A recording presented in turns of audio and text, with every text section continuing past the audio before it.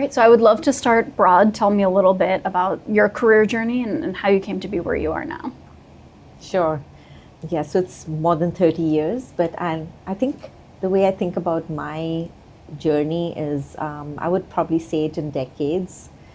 So the first 10 years I've been, like most people who've grown up in human capital, we've done HR business roles and recruiting and, executive hiring.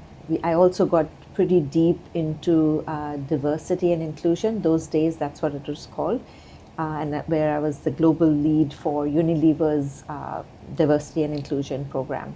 So that's the first 10 years. The next 10 years, we happened to be moving around a lot. So we moved from India to Holland, so Netherlands to UK to Singapore and the US. And I managed to reskill as an executive coach. In that period, I was really privileged to work with, I think, CEOs from 54 different nationalities. So but that took a while, because as you are reskilling, you get slightly better and slightly better.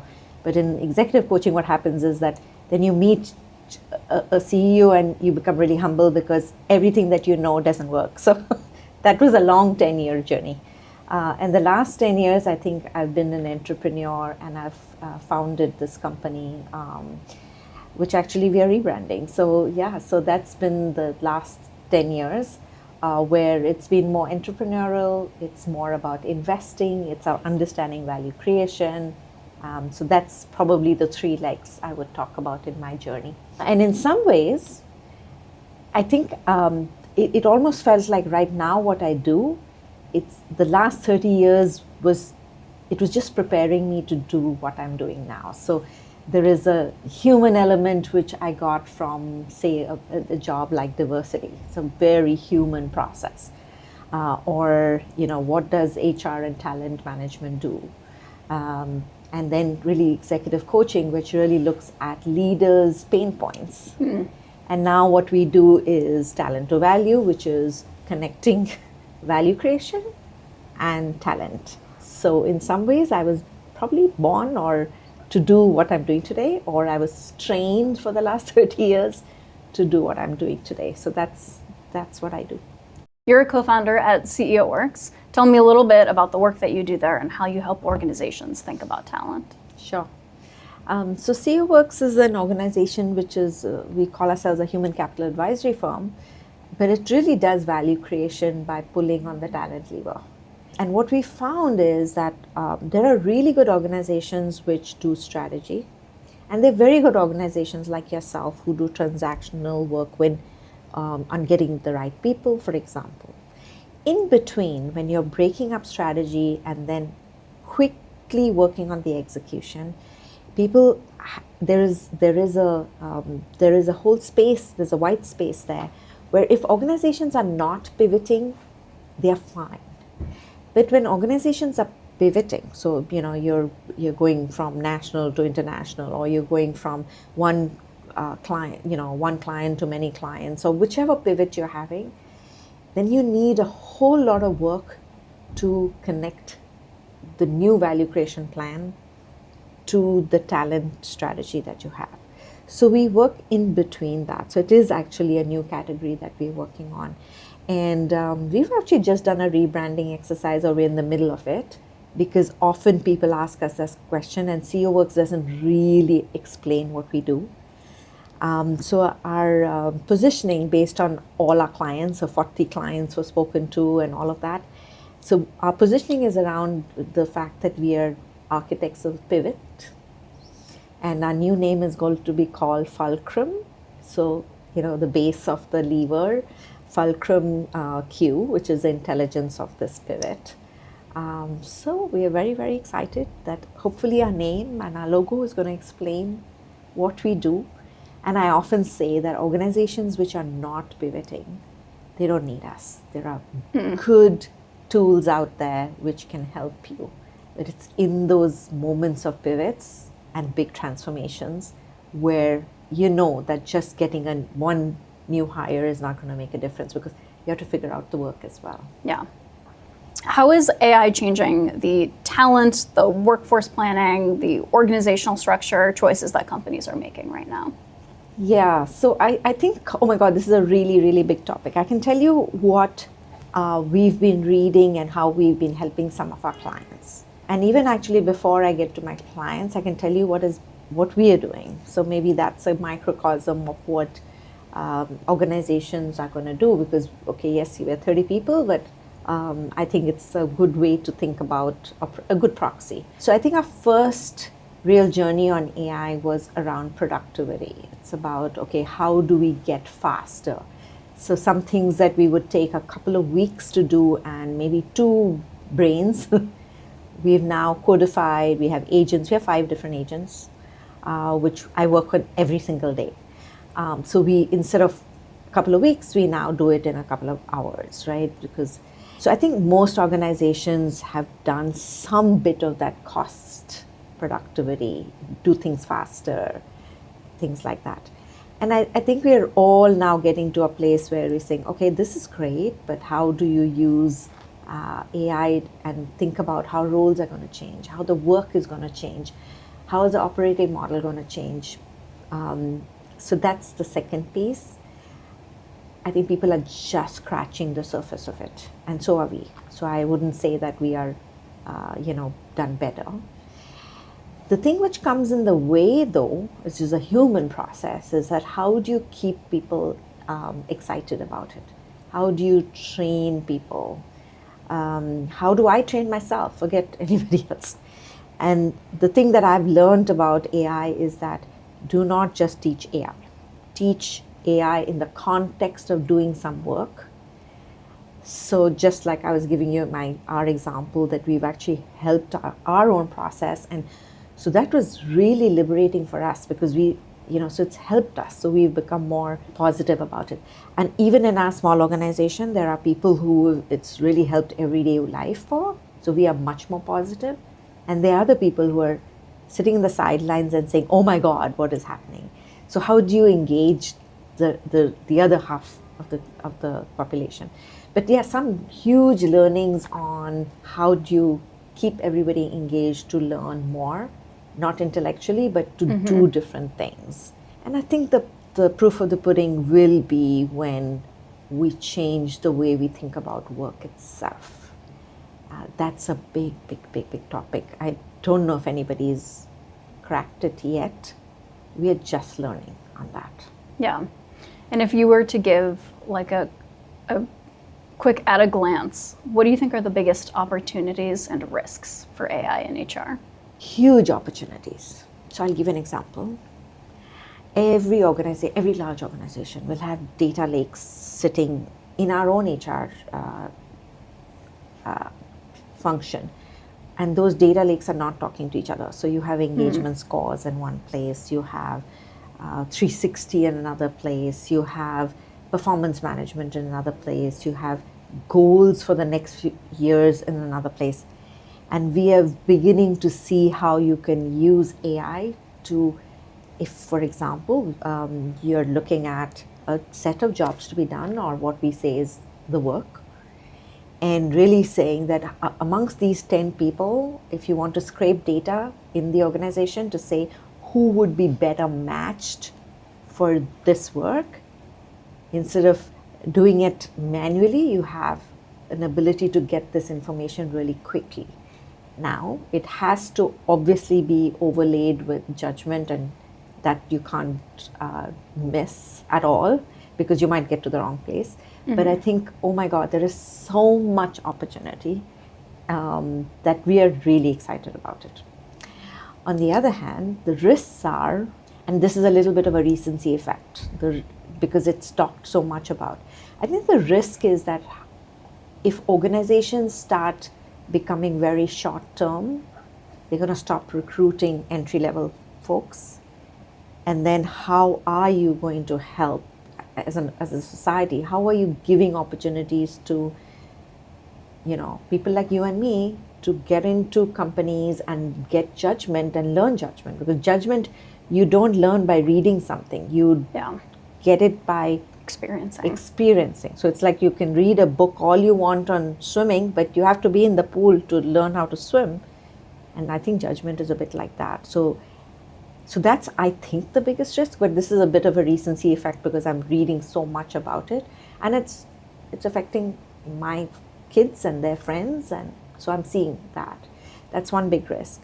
The second big risk is this element of regulation, I think, and I don't know enough of it, but you really wonder if this power of AI is being used in the right way, in the proper way.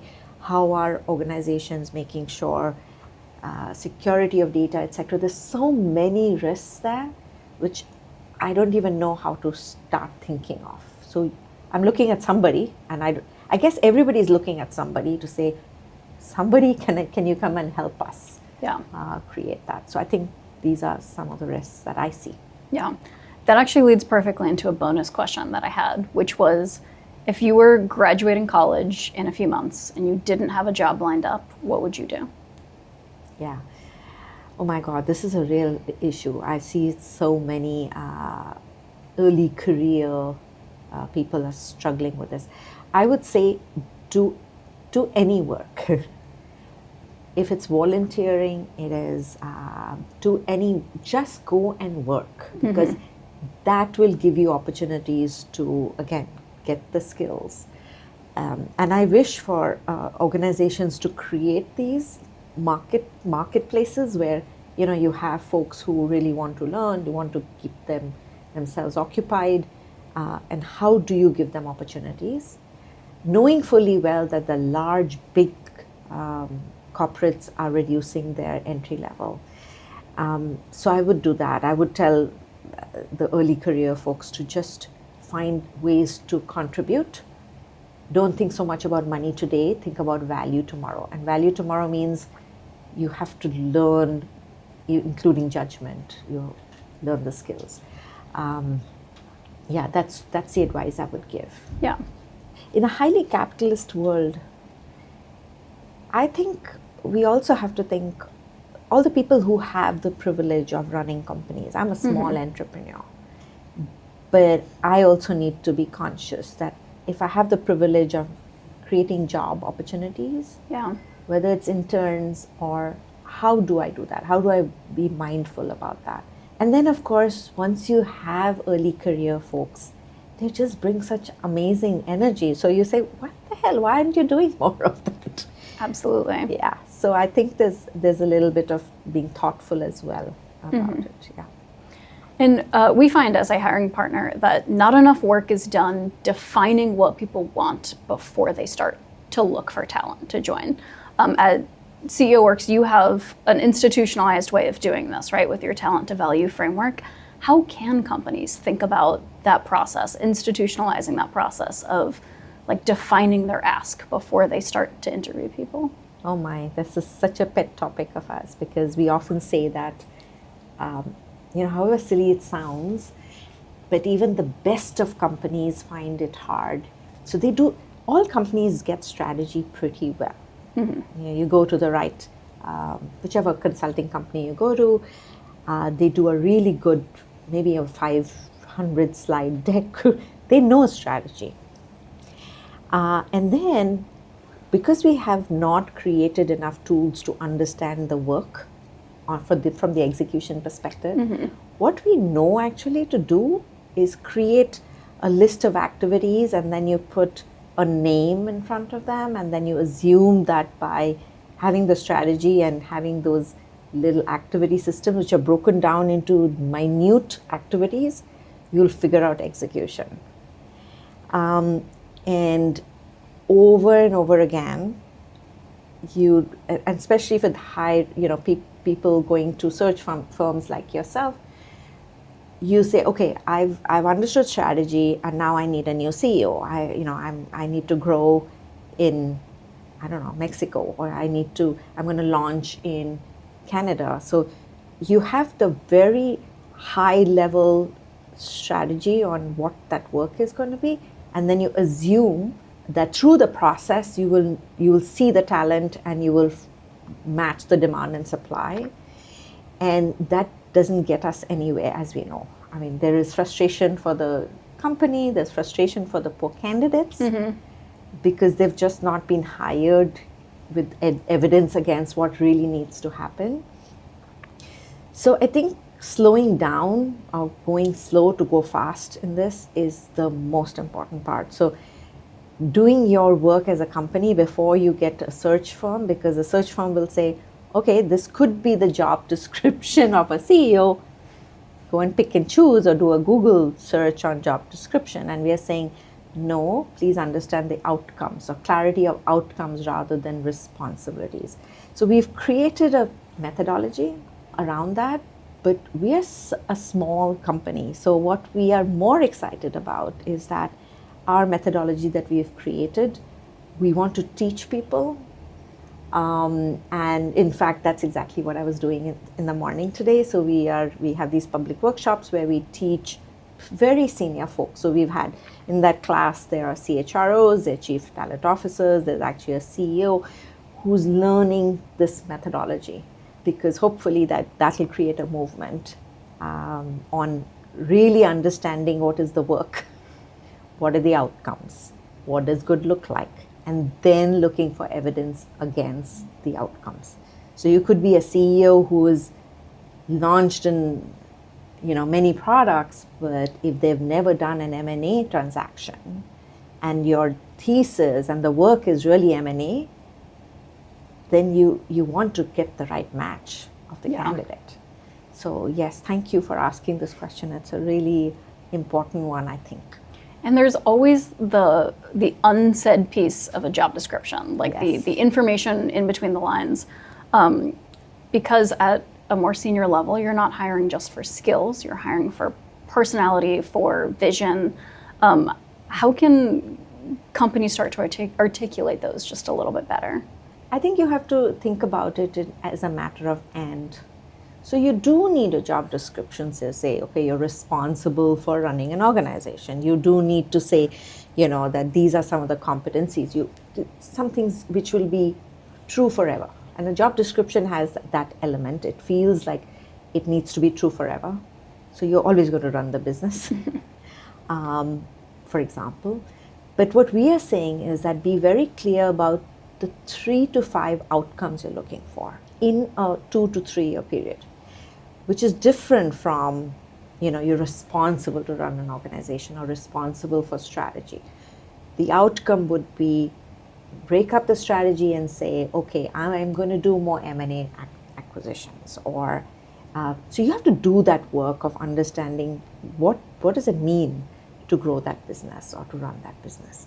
So in tech, for example, I do think you do a lot of work with CDIOs or CIOs. If you're looking for a CIO or a CDIO who's going to take care of transformation of legacy systems, is one kind of talent match. Vis-a-vis, if the outcome from that, the value is going to arrive because you're thinking about new technologies, it's a completely different talent you're looking for. And if you haven't figured that out here, or at least understood that it's 70% legacy transformation and 30% growth, if it's inverted, for example, it's only 30% transformation and 70% new technologies, you're just going to fail in that recruitment. So I think it's a matter of that you need the job description, but you also need not too many, but 3, 4 outcomes that you really need from that role for this point in time. It'll change after 2 years. Yeah. And so.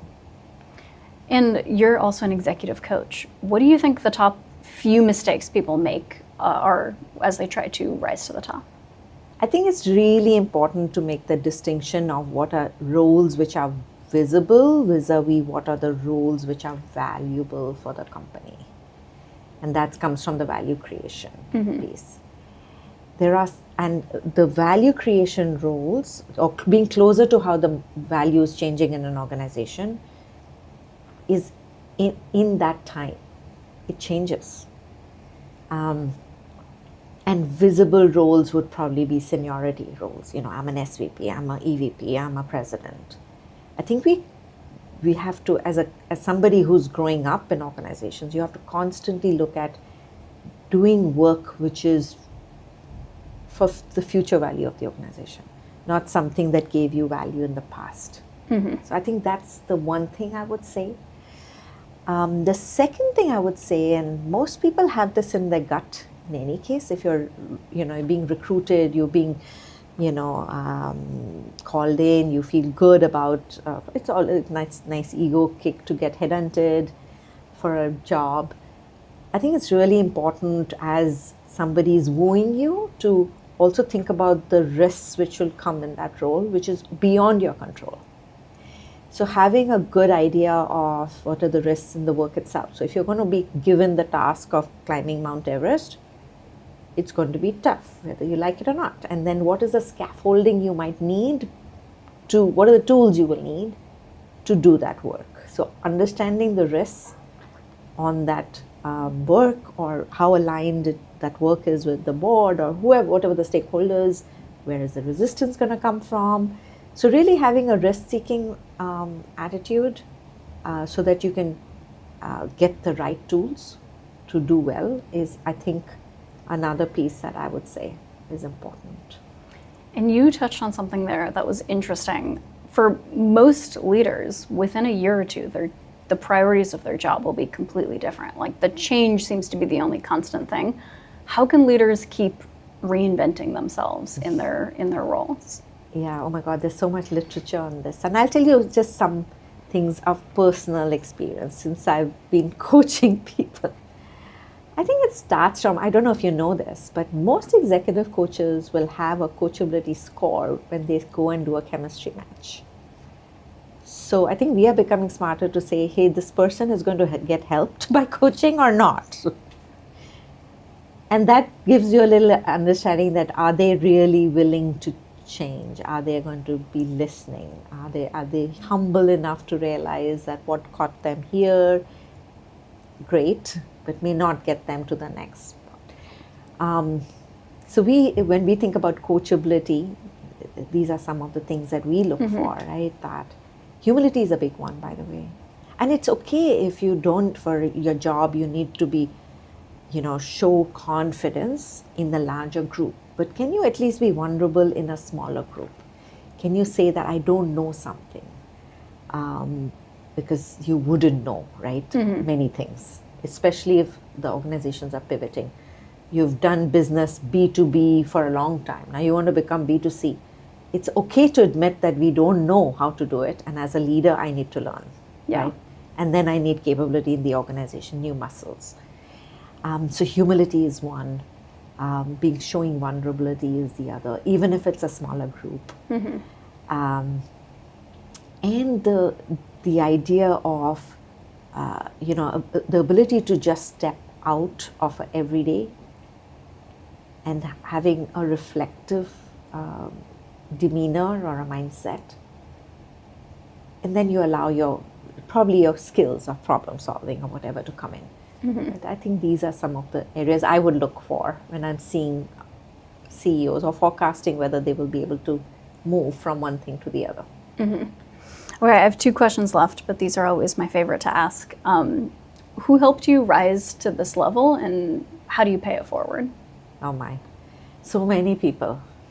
I think every, you can call it moments of truth or whatever. I think most of us don't grow lean like that, right? You kind of grow a little bit, then you stabilize and grow again. So every accelerated growth spikes.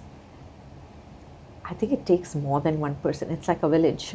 Yeah. So when I look back, yes, bosses, mentors, sponsors, and I always like the distinction between a sponsor and a mentor. Mentor will, yes, guide you, but a sponsor will put themselves in the line of really saying, evangelizing for you. And I've had a few of those people in my life. And I think it's okay to say that as a working mother, we've had to see some of that at home as well. So, how my parents cheerleaded me and took care of my kids while I was in all these countries, which they don't have families support for me because I was an expat, or how some of my stakeholders, bosses have helped. So I would say almost like a village. How do I give back? Again, I hope I'm able to, through the academy, that there are two things that I do. I constantly think about my function of HR, and since you work with HR a lot, we have to think about the newer tools in HR. The ones that worked 30 years back or 40 years back, where the value puck was not moving around so much, or we were not changing as quickly. There were some things which worked, and now you have to think about new tools. Just like in marketing, you'll have completely new tools. In finance, the last 20 years from, really bean counting to you being so strategic. So what is our function doing? So I think there's a whole, at least in my mind, the mission of my company is to elevate the function. It sounds really big, but hopefully we're doing some bits in that. That's one. And the second is myself as an individual, so not with the platform of my company, but every day. Growth does not happen in just classrooms. It happens in micro times when you're in the work. So how do you spend an extra minute to give a context? Because often the generation that I work with, they want more context. So you just spend that little time in saying, this is the reason I'm asking you to do this, and then giving feedback in the moment. Yeah. With a betterment, in not to make anybody feel bad, but how do you keep the relationship on, lens, but really help them get better. So if you have that attitude, but I don't think it's enough. So hopefully we will continue on this journey to do Absolutely. more. Yeah. And how do you hire? What do you look for when you're bringing in people to join your team? Oh my. This is the most ironic thing because we are a human capital advisory firm and we get it wrong a lot. And the way we've kind of rationalized it for ourselves is that the work we do it's a new category we're creating.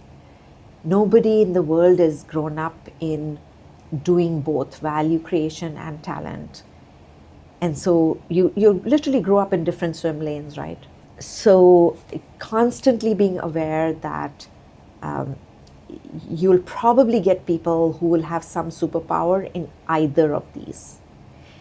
But success will happen when they get scaffolded by somebody else or complemented by somebody else. So we are very conscious that when somebody comes in, they have to be complemented with another skill, including for myself, by the way. So we work in squads. My life journey. I haven't grown up, leading P&Ls or businesses, but I have a colleague who's run global businesses. In the last business, he was head of a category of a $4 billion business. And so we work together. So I think that's also something, and I learn every day because of that. Yeah. But without that, I may not have survived. So, we don't get it right all the time, but hopefully we're getting more conscious of it. Curiosity is another thing we look for, right? So we look for superpowers, so their own spike. We look for curiosity. And then we look for the ability to teach, because our work is evangelizing something new. Mm-hmm. So how do you keep inspiring your clients, teaching your clients? Absolutely. That was wonderful. Thank you. Thank you.